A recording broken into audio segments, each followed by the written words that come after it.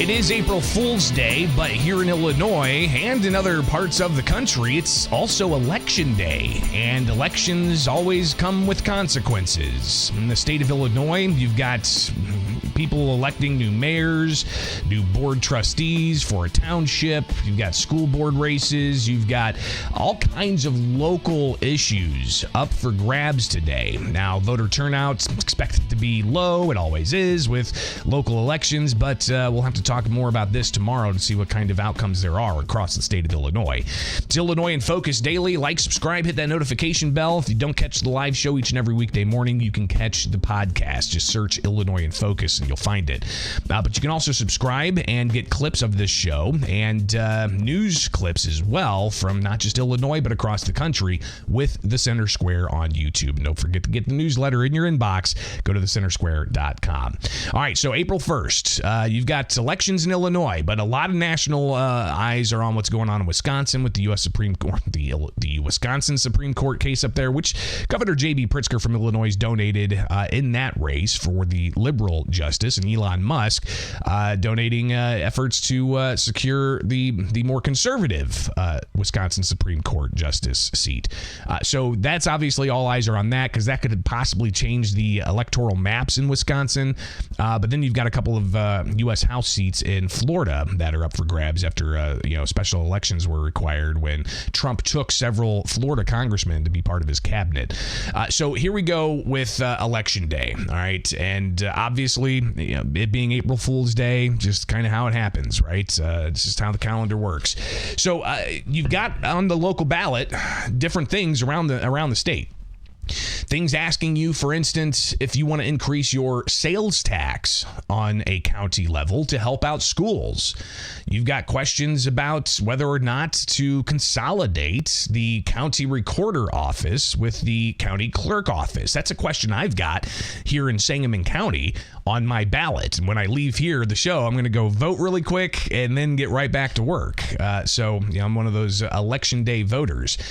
So a whole host of things, and even the Illinois Policy Institute putting out several things that they say are must watch for today.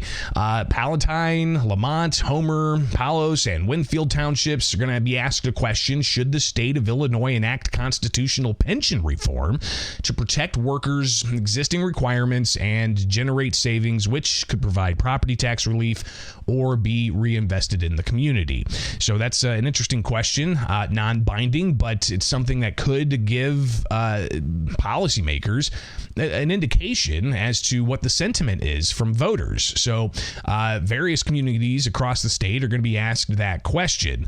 Unfunded mandates. You've got voters in Palatine, Lamont, Homer, Palos, Leiden, Wheeling, and Addison townships being asked the question: should the state of Illinois be allowed to force unfunded mandates on local governments who may raise property taxes to cover the cost of those mandates? Again, kind of a property tax angle in that non-binding question, and a public poll that could have some weight to it. Another question, again, in Addison, Lamont, Homer, Palos townships, they're going to be asked the question: should the state of Illinois create an independent citizen commission to draw fair maps, competitive federal and state redistricting maps, rather than allow lawmakers to decide? Again, a non-binding question, but still something that could provide a temperature of how the voters feel about these issues. Voter turnout for local elections, I'm not going to make a prediction other than to say it's probably going to be in the 20s.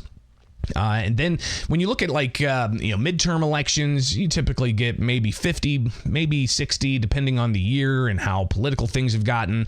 Of course, general elections where people select the president, that always turns people out, 70+% in Illinois. But it's those local elections that I don't think people necessarily know too much about. You may see the yard signs pop up. I've had people say when they go vote in local elections and they see a bunch of uncontested races for like mayor, for instance, the village I live in, there's only one person running for mayor. So do I vote on that? So, that sometimes turns people off, which is the lack of participation in actually people running for these offices. But at the same time, it's those decisions made locally that are most going to impact you, how your local tax dollars are used for roads or other priorities or other initiatives. So obviously, more engagement's needed in that. And while we're here speaking of voting, don't forget, you've got U.S. President Donald Trump, who signed that executive order trying to shore up integrity in elections. And he wants citizenship requirements for everybody who's registering to vote to prove their citizenship. He's going to have the Department of Justice and other groups go out and research and evaluate all of the different election jurisdictions and how they have people vote, register people to vote, by mail, or is it limited, or are they counting paper ballots? Are they counting votes on election day? No more after election day. Things that Illinois does. We have, mail-in voting. You don't have to have a reason to mail-in vote. You can get a permanent mail-in vote where they just send you the ballot and you send it back in. They've got ballot drop boxes in the state of Illinois with a loophole that doesn't allow for people to check if somebody dropping off 20 ballots has the signatures of each individual of those 20 saying that they can have their ballot to deliver. So you've got a lot of things that are problematic, including the state counting votes up to 2 weeks after the election. But all of that is for federal elections. We had the ACLU of Illinois and the League of Women Voters of Illinois put out a statement last week about Trump's executive order, saying that they feel it's illegal, number one, and then number two, they said that Trump's order does not impact the April 1st election in Illinois. Now, will it impact places like in Florida, where they are taking part in a special election for federal office? I think it may, and whether or not there's continued litigation against that, we shall see. But Attorney General Kwame Raoul here in Illinois, he put this out yesterday, that he opposes federal legislation that would create substantial barriers to voting, he says. And this is based off of course, Trump's push to have citizenship requirements for people registering to vote. That was his executive order, but there's legislation in Congress to ultimately codify that, and it's called the SAVE Act, the Safeguard American Voter Eligibility Act.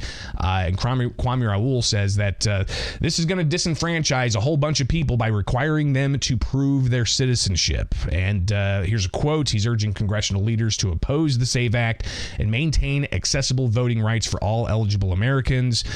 He goes on to say he's proud to join other attorneys general to protect voters' rights and ensure the eligible voters are not met with obstacles when they attempt to exercise their constitutional rights. He goes on to say that the things that will be problematic if citizenship requirements are made is there's going to have to be expensive documentation like a passport or a birth certificate. And then you've got mandating in-person presentation of those documents instead of allowing for it to be done online through voter registration. And he also says it's going to create barriers for women whose birth certificates don't match their current names. And he says it'll disenfranchise active duty service members who cannot return to their local election. So a lot of back and forth on whether or not we're going to have citizenship requirements for people who register to vote. But again, the president's order only impacts federal elections. We've got election day today in municipalities and counties across the state. It is Illinois in Focus Daily. We'll have to talk a little bit more about elections tomorrow. So be sure to wake up with us each and every day with Illinois in Focus Daily. Like, subscribe, hit that notification bell, and get the newsletter in your inbox where you can just sign up and get Illinois headlines or national headlines. And don't forget to check out the podcast as well. If you can't make the live show, or if you're on a road trip and you want to stay plugged in while you're driving, you can subscribe to the podcast wherever you get podcasts and get that in your podcast player each and every weekday morning. I'm Greg Bishop. Follow me anywhere. Just search Bishop on Air. It's Illinois in Focus Daily with the Center Square.